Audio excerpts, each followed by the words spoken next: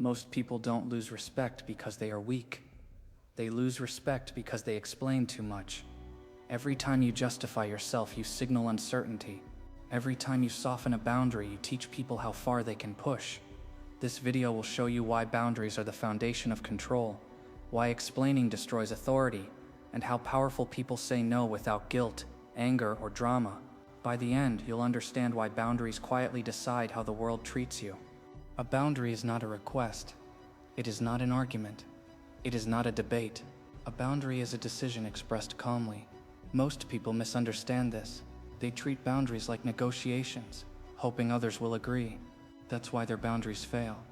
A real boundary does not require approval. It exists whether the other person likes it or not. Control begins the moment you stop asking permission to protect your time, energy, and focus. People avoid boundaries because boundaries create tension. Saying no risks disappointing others. It risks conflict. It risks being judged. Most people would rather feel drained than disliked, so they tolerate behavior they resent and call it patience. Over time, that resentment leaks out as passive aggression or burnout. Boundaries feel uncomfortable at first because they expose you to short-term tension instead of long-term self-betrayal. When you don't set boundaries, people don't see you as kind. They see you as available. Availability lowers value. The more accessible you are, the less carefully people treat you. They cancel on you, interrupt you, overload you, not because they're evil, but because you taught them that access to you has no cost. Boundaries are what create friction. Friction creates respect. Explanation invites evaluation. Evaluation invites negotiation. The moment you explain why you can't do something, you give others material to argue with. They don't hear your boundary, they hear an opening. Powerful people don't explain because they don't need consensus. Their calm refusal ends the discussion. The more you explain, the weaker your position becomes. Authority comes from clarity, not justification. Many people confuse firmness with rudeness. Firmness is neutral, rudeness is emotional. When you say no calmly, without apology or anger, people feel resistance but not hostility. That's the balance. Rudeness escalates conflict. Over-explaining invites pressure. Firm boundaries end conversations cleanly. The goal is not to be liked. The goal is to be clear. Saying no without explaining is simple but difficult. Use short sentences. Neutral tone, no qualifiers. I can't do that. Pause. Silence. Let the discomfort sit. Most people panic here and start justifying. Don't. The silence does the work. If they push, repeat the boundary in different words, not longer ones. Consistency signals certainty. When you set boundaries, people test them. This is not disrespect. It's recalibration. They are checking if you're serious or emotional. If you argue, they win. If you explain, they push.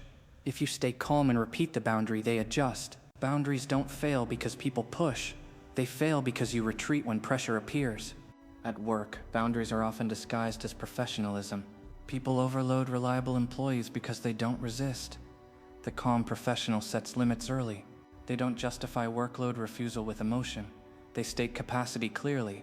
Over time, work flows toward those who respect structure, not those who absorb chaos. Boundaries at work are not selfish. They are strategic. In personal relationships, boundaries protect respect. Without them, relationships become unbalanced. One person gives, the other takes. Resentment grows silently. Clear boundaries prevent emotional debt. When you say no early and calmly, relationships stabilize. People know where you stand. Ambiguity creates tension. Clarity creates safety. Guilt is a control tool. People use it to bypass boundaries when logic fails. They frame your refusal as selfish, uncaring, or disloyal.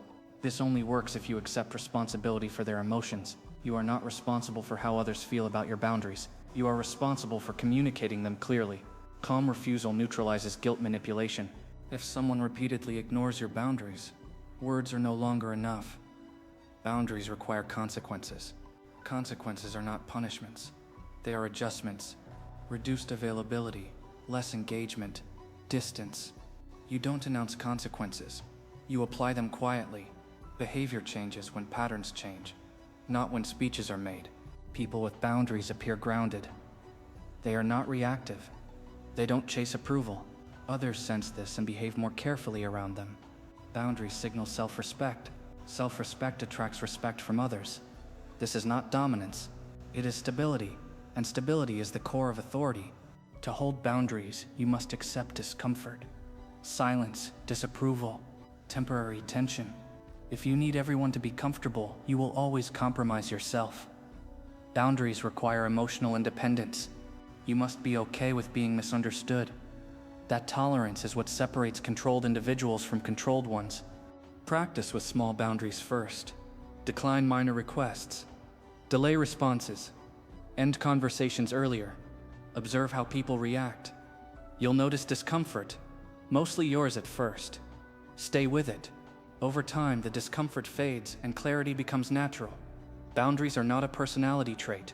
They are a skill. When boundaries become consistent, people stop testing you. Conversations become shorter. Requests become clearer. Respect increases quietly. You don't need to assert authority. You demonstrate it. Boundaries simplify life. They reduce chaos. They protect focus. And they shift power without confrontation. Boundaries are not walls. They are filters. They decide what enters your life and what doesn't. If you cannot say no calmly, you will always be managed by others. Control begins with refusal. Quiet, clear, and consistent. This is cold domination. Not force. Not noise. Structure.